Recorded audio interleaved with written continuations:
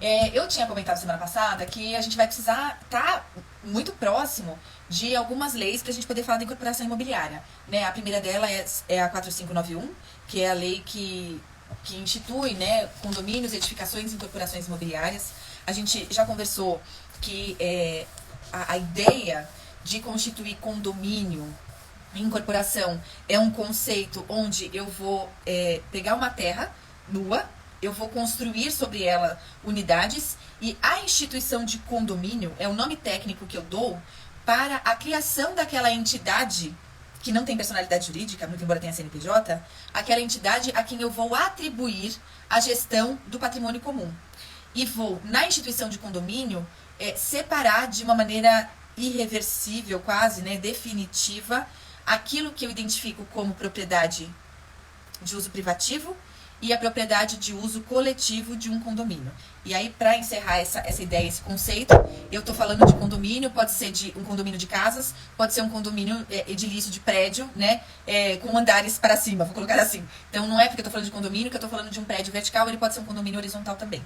Tá? Mas a ideia, o conceito por trás da incorporação imobiliária é autorizar, né, o empresário a prometer à venda unidades futuras, que ele ainda está construindo, antes que elas existam ou antes que elas estejam prontas, né, para serem entregues.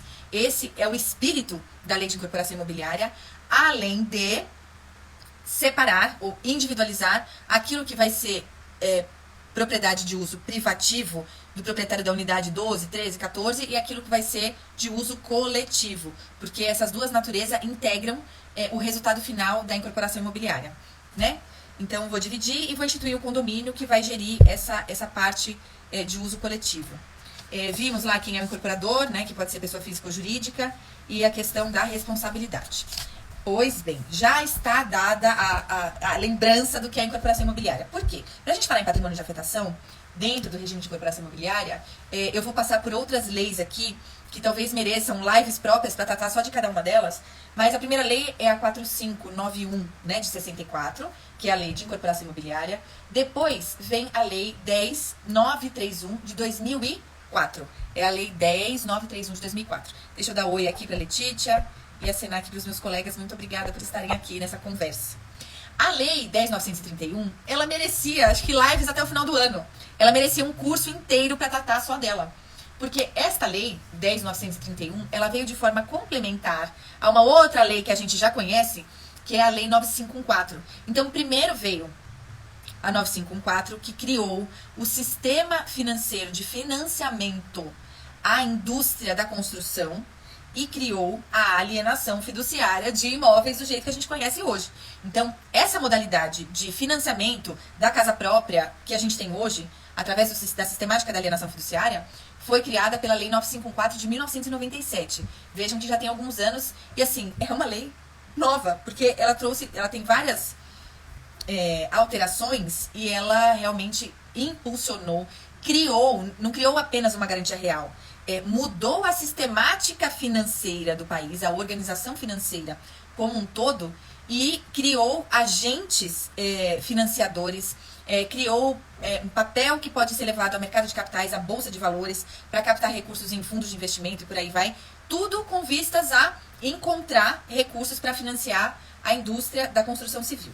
Tá? Não é disso que eu vou falar hoje, mas vejam o tamanho da importância. Então, a 9514 é o pilar do sistema de incorporação imobiliária habitacional que a gente tem no país. É a Lei 9514, que criou a alienação fiduciária de imóvel. E aí vem a 10.931 lá em 2004, e é a lei que trata, que cria, que integra essa ideia do patrimônio de afetação que a gente vai falar hoje. Mas vejam, a Lei 10.931, se vocês pegarem lá, no resuminho dela, fala assim: dispõe sobre patrimônio de afetação e cria, é a letra de crédito imobiliário, a cédula de crédito imobiliário, a cédula de crédito bancário, altera a lei de incorporação imobiliária e dá outras providências. Por quê? A 10.931, ela é uma espécie de regulatório, de operacional da lei que criou a alienação fiduciária primeiro. Então, eu tinha lá a lei da alienação fiduciária e depois veio a 10.931, criando vários títulos e vários institutos ou ferramentas que eu vou utilizar para incrementar as operações financeiras que eu faço com a lei de alienação fiduciária. E entre outros temas, né, que não tem exatamente a ver com essa parte do financiamento, trouxe a criação do patrimônio de afetação. Então, pausa dramática que eu quero contar uma história. 1999, né, a gente teve... de que ano? Alguém coloca aí pra mim, que ano foi de que ano a que ano foi o governo Fernando Henrique e qual foi o ano do Plano Real? Quando entrou o Plano Real no Brasil? Alguém sabe? Bota aí pra mim, nos comentários. Estou muito curiosa pra saber. Eu esqueci. Eu sei que foi antes, mas eu não sei quando. Pois então. Alguém percebeu aí? Deu uma diminuída aqui na luz? Não sei não. Pois então, estávamos vivendo ali um movimento, um momento de estabilidade, já era Plano Real e construção civil bombando. E em 1999, eu vou dizer a maior, eu não tenho esse dado concreto cientificamente, mas certamente uma das maiores construtoras do país, se não a maior, eu não tenho certeza dessa informação, chamada Encol. Ela tinha inúmeros empreendimentos imobiliários na cidade de São Paulo e fora, tinha em vários outros estados. Então, a Encol era imensa. E era uma empresa que tinha unidades aqui e lá, unidades populares, unidades de alto padrão, unidades para... Qual é a questão? Uma empresa tem um CNPJ, então imagine que eu tenho aqui uma loja de artigos para cabelo. Eu tenho a minha loja, eu tenho uma loja 1 e eu posso criar quantas filiais eu queira. E eu vou abrir as minhas lojas. No final das contas, o recolhimento do meu imposto, né, da loja de cabelos Patrícia, eu vou fazer pelo radical do meu CNPJ. Eu vou ser tributada e vou pagar lá os meus impostos. Na construtora, isso também acontece. Então, seria, num paralelo aqui meio torto, como se a construtora tinha vários empreendimentos e tudo sendo tributado, faturando dentro do CNPJ raiz, mãe, que a gente chama, né? Beleza. Acontece que a Encol passou por dificuldades financeiras e veio a ter a sua falência decretada. E aí é que aconteceu um grande problema. Por quê? Imagina uma empresa, eu vou chutar aqui, que tivesse 40 empreendimentos em andamento, né? Então eu tinha lá 40 novos prédios subindo em localidades, cidades diferentes, para E aí, eu tenho um empreendimento em Santana, que é um bairro que o metro quadrado está tanto, que é bem, que tem uma população, tem uma demanda por novas moradias, e eu lancei lá um empreendimento do lado do metrô, e assim, em 3 meses eu vendi 90% das unidades. Então, eu tô com um empreendimento que tá girando, tá entrando receita, assim, acima da média, tá? Lindão. Então, tem recursos entrando. E eu lancei um outro empreendimento também, lá na Praia Grande, no Guarujá, ou sei lá onde, e aquele empreendimento não teve muito sol, não chamou muito, pandemia, e não vendeu muito bem, então ele tá lá com um estoque muito alto e uma taxa de conversão ali de 10, 20% das unidades. Percebam, quando eu começo uma incorporação imobiliária, eu tenho lá 180 dias para desistir, se não vender tudo, mas vamos considerar que eu comecei uma incorporação imobiliária, uma em Santana e outra lá na praia, e eu tenho o mesmo prazo para entregar as duas.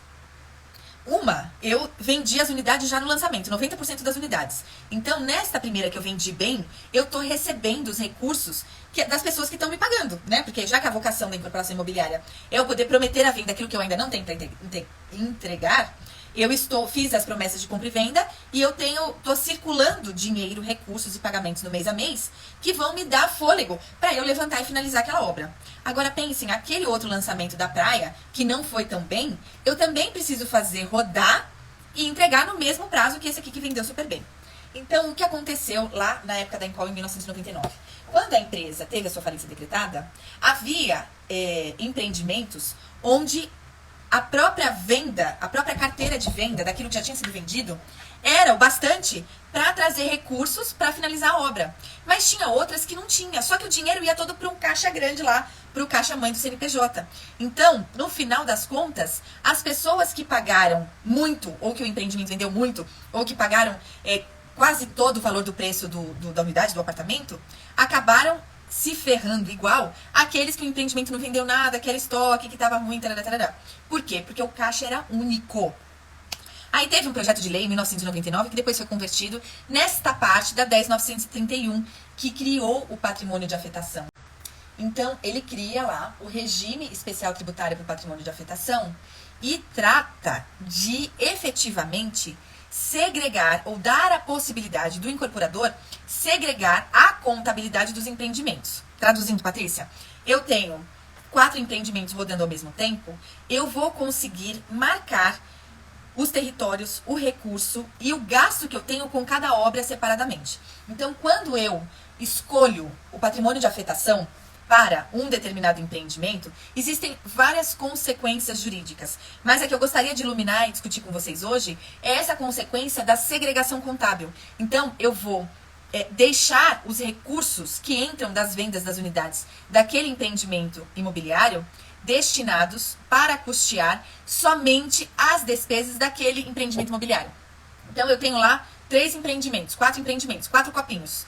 Quando eu fixo que essa incorporação imobiliária ela vai ser desenvolvida dentro do patrimônio de afetação, eu estou determinando contabilmente que todo o dinheiro da venda dessas unidades caia somente dentro deste copo e que todo o dinheiro deste copo seja utilizado essencialmente para construir este empreendimento. Então, eu não posso tirar recursos daqui e colocar para lá, de lá para cá, como era feito antes. Deu para entender? Então, essa é a essência do patrimônio de afetação. E aí você fala assim, nossa, mas é isso, então é uma segregação? É exatamente isso. E para incentivar, como era uma modalidade nova, né, de incorporar, para incentivar essa ideia da segregação patrimonial e contábil, a criação do patrimônio de afetação na 10.931 ainda trouxe outros mecanismos de incentivo. Trouxe mecanismos especiais de tributação da incorporação como um todo, que está lá. Olha lá. O regime é o RET, R-E-T. O regime especial de tributação das incorporações imobiliárias que optam pelo regime do patrimônio de afetação, ele troca a carga tributária normal, do lucro presumido ou real, por uma carga única de 4% sobre as receitas oferidas. Eu não sou tributarista, não é a minha praia. Depois a gente pode fazer uma live com um tributarista que vai tratar exatamente dessas economias, porque existe uma economia aqui sobre os tributos, mas existe um regime tributário específico para aquela incorporação que segrega a contabilidade estabelecendo o patrimônio de afetação. O patrimônio de afetação também vai registrado na matrícula do imóvel, assim, abaixo do memorial de incorporação. Então, é registrado o memorial de incorporação e para aqueles que optam que não é obrigatório, é uma opção, vai também uma averbação para informar que aquela incorporação está sendo desenvolvida dentro da sistemática do patrimônio de afetação. Por que isso é importante? Porque separa a contabilidade e não mistura mais. Então, depois da opção, né, por fixar o patrimônio de afetação para uma incorporação imobiliária, eu não posso tirar os recursos de uma incorporação para gastar ou para comprar tijolo para outra lá. E os incentivos são tributários, são de segurança para os adquirentes, e depois eu vou falar mais sobre isso. E tem também uma questão que foi refletir lá no distrato. Vejam vocês, a lei do distrato, cadê? A 13.786, que está lá na frente, que é uma lei nova, né, que trata do distrato, ela trouxe uma regulação para falar das regras do reembolso, do adquirente em caso de distrato. Só fazer um parênteses aqui. Vocês sabem que a promessa de compra e venda de uma unidade no estande de venda é um contrato, bom, é uma promessa, né, de contrato, porque eu não posso falar em compra e venda de imóvel sem ele estar pronto e sem eu ter uma escritura. Meu Deus do céu. E eu poderia colocar uma cláusula de revogabilidade e retratabilidade. Por quê, Patrícia? Porque lá no 1225 do Código Civil, se você for olhar lá, você fala assim, são direitos reais. A propriedade, o usufruto, o penhor, a anticrese e os direitos reais de aquisição. Direitos reais de aquisição de imóvel também constituem direitos reais. Quando toda promessa de compra e venda, não. A promessa de compra e venda irrevogável e irretratável constitui um direito real. Então, de verdade, quando a gente faz a promessa de compra e venda no estande de vendas, ela vem com este peso, né, de irrevogabilidade e irretratabilidade. Então, de verdade, a promessa de compra e venda de imóvel lá no estande, ela não poderia ser desfeita em momento nenhum. Não obstante, eu estou falando de um pré-contrato, porque ainda dependo da instituição da escritura de compra e venda para transferir a propriedade de A para B, né? Artigo 108 lá, que são a forma prescrita ou não defesa. Então, na transferência de propriedade de bem imóvel, eu tenho que usar a forma prescrita, e a forma prescrita é a escritura pública. Ok. voltando para a promessa de compra e venda do stand, essa promessinha de compra e venda que eu fiz no stand, para ela conferir direitos reais ao adquirente, ela tem que ser irrevogável e retratável. Veja, justamente irrevogável e irretratável. Ou seja, o adquirente declara que ele quer, ele fechou, ele quer aquela unidade, o incorporador não pode destratar com fulano aqui e vender para outro, ela é irrevogável, e o consumidor também não pode, né, desistir da compra e falar, não quero mais. Então, essa é a natureza da coisa. Acontece que passamos aí por crises, montanhas, vales, desertos, chuvas, inundações, e a vida real atropelou o direito. E começou-se a ter demandas judiciais para debater e requerer o distrato da promessa de compra e venda, que seria irrevogável e retratável. Aí você fala assim, como é que a pessoa pede a revogação de algo que é irrevogável? Não é estranho? Pois é, muito se discutiu, né? Pessoas e mais pessoas discutiram no Poder Judiciário até que veio a Lei 13.786, dando critérios, fixando o valor da multa e criando lá, fixando também prazo para devolução do dinheiro. E aí eu explico para vocês uma coisa. Às vezes o uso do cachimbo deixa a boca torta, né? Então se eu olho pelo lado do consumidor, eu falo assim, olha, eu sou consumidor, eu comprei no estande de venda do incorporador e eu tinha que pagar, sei lá, o imóvel era 200 mil, eu tinha que pagar 50 mil durante as obras e eu ia financiar 150 mil reais. Beleza. Durante as obras, aí o cara tava namorando com a mina, ia casar, não sei o que, tava lá pagando a prestação, terminou o namoro, pandemia, terminou o namoro, ficou desempregado, blá, blá, blá. Desgraça total, não quer mais comprar o imóvel. Só que aquela promessa de compra e venda que ele fez é irrevogável e retratável, não se esqueçam. E aí ele chegava lá na consultora e falava, não consigo mais. A única forma dele se desvencilhar seria se tornando inadimplente. Então ele ia ficar inadimplente, até que a própria construtora ia rescindir o contrato do adquirente por inadimplência e não ia entregar a unidade para ele, certo? Então seria um mecanismo de alcançar a revogação daquilo que era irrevogável e retratável. Aí, o que acontece? O cara fala assim, não, mas eu também quero ter o direito de revogar o que é irrevogável. E aí vieram essas demandas dentro desse período de pré-contrato. Com essas demandas veio a lei para estabelecer justamente o seguinte, eu não posso devolver 100% do dinheiro para o adquirente se a construtora mesmo não recebeu 100%, porque tem propaganda, tem corretagem, tem tributos, tem não sei o quê.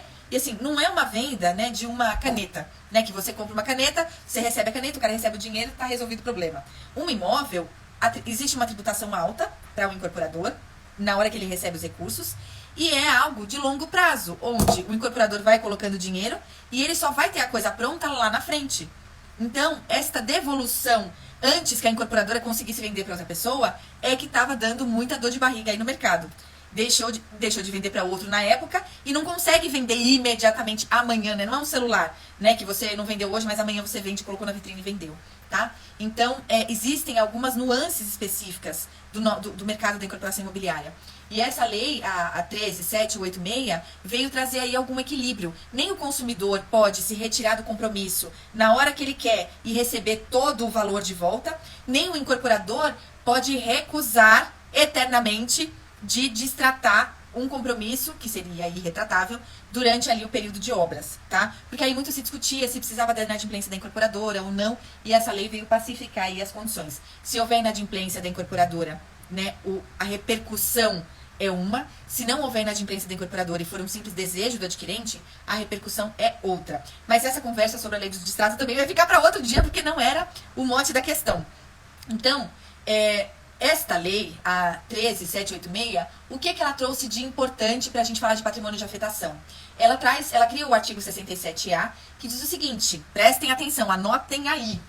Quando a incorporação estiver submetida ao regime de patrimônio de afetação, os artigos 31 A a F, que falam do patrimônio de afetação e da devolução, do distrato, tarará, ele traz um limite máximo de retenção dos valores pagos pelo adquirente, que a incorporadora só pode reter até 25% dos valores pagos. Então, havendo distrato, a construtora só pode reter do adquirente, naqueles casos previstos na lei, até 1/4. Então, 25% dos recursos pagos pelo adquirente a título de despesas, tributos, taxas e outras. Tá descrito lá para que vai esses 25%. Beleza. O que é que eu quero dizer para o patrimônio de afetação? Se houver a instituição do patrimônio de afetação lá na incorporação imobiliária, este limite de retenção da quantia paga dobra, sai de 25% e vai para 50%. Vejam como o legislador foi genial. Ora, Eu não instituí o patrimônio de afetação? Sim. Ou seja, todo o recurso das vendas da minha incorporação imobiliária serão creditadas somente aqui neste copinho.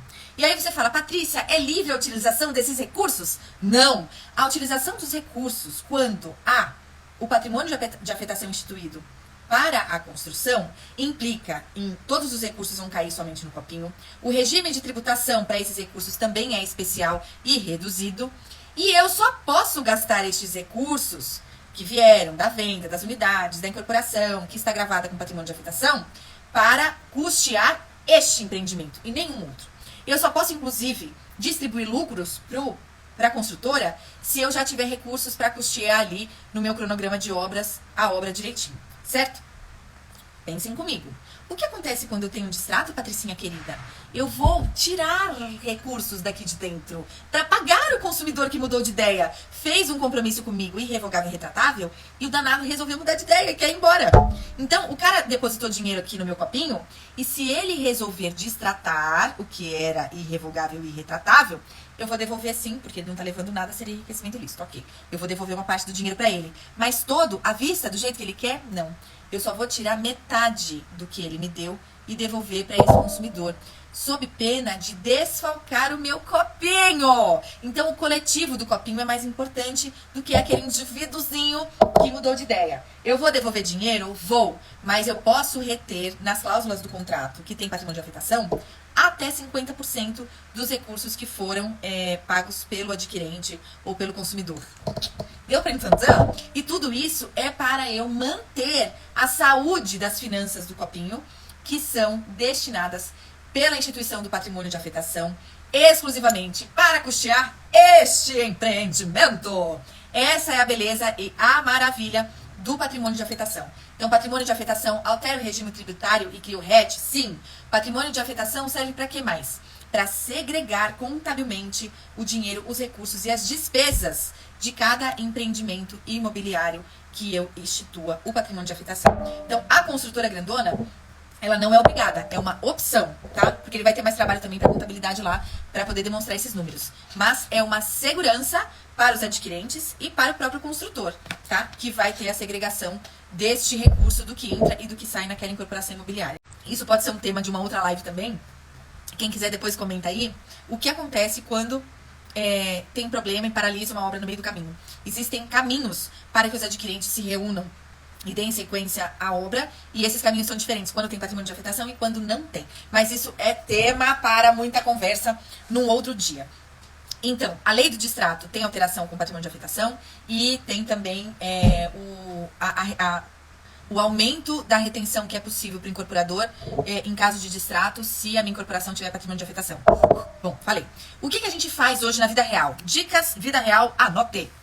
Hoje, quando está se lançando uma incorporação imobiliária, eu posso criar... Hoje, o mercado utiliza o seguinte. Tem uma grande incorporadora aqui. Eu vou criar filhotas dessa incorporadora. Então, eu vou criar aqui... eu pego o nome do projeto, eu vou criar um prédio que chama Estrela Azul. Ou, sei lá, vou criar...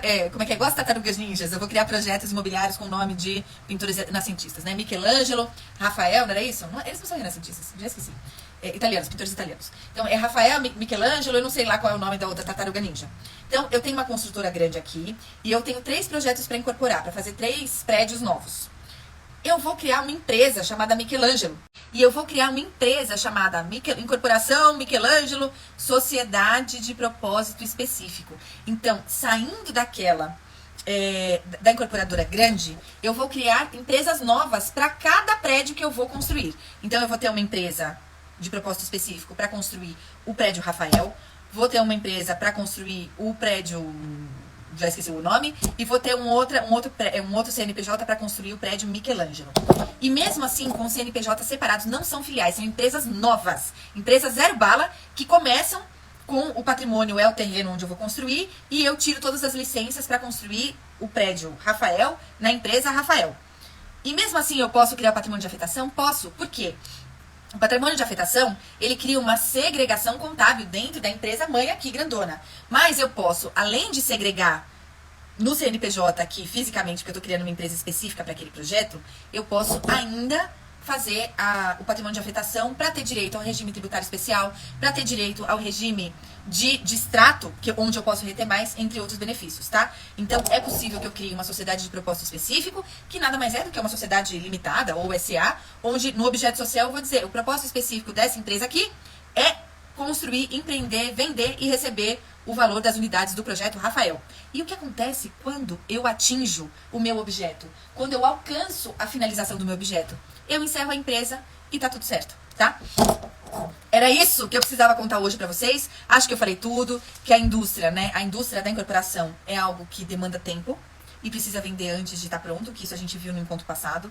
O caso da Encol, que é emblemático, porque realmente teve uma bagunça contábil, tinha empreendimentos onde tinha uma circulação de recursos muito grande pela venda das unidades, pelo sucesso do lançamento, e esses recursos acabaram se perdendo para custear outros projetos, e da Lei 10.931, que merece uma live só para ela. E que toda essa questão do patrimônio de afetação veio para proteger os consumidores, né, no caso de quebra, né, ou até de fraudes, segregando o patrimônio da incorporadora para custear determinados projetos, identificando os recursos que entram e que saem daquele projeto onde foi instituído o patrimônio de afetação.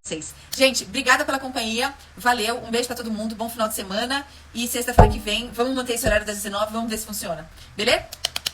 Muito obrigada a todo mundo que veio, e a gente se encontra na sexta-feira que vem. Obrigadão! Tchau, tchau, tchau.